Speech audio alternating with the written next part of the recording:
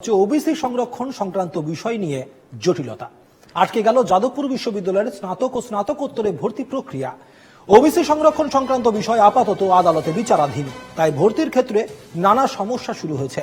এই বিষয়ে যাদবপুর বিশ্ববিদ্যালয়ের রেজিস্ট্রার ইন্দ্রজিৎ ব্যানার্জি জানান, আইনি পরামর্শ নেওয়া হবে, শীঘ্রই এ নিয়ে পুনরায় আলোচনায় বসবেন ভর্তি কমিটির সদস্যরাও, জানান বিশ্ববিদ্যালয়ের বাংলা বিভাগের প্রধান সেলিম বক্স মণ্ডল।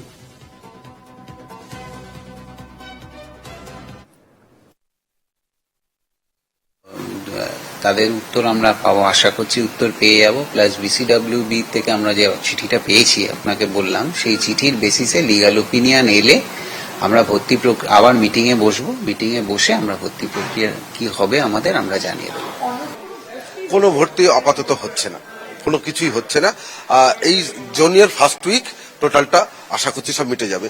সাময়িকভাবে একটা সমস্যা তৈরি হলো বটে, এই 10টা দিন ছাত্রছাত্রীদের একটা সমস্যা, তারা এই এনরোলমেন্ট করা, তাদের বিজ্ঞাপন, এটা অ্যাডমিশন প্রসেস, এটা একটু দেরি হলো ঠিকই।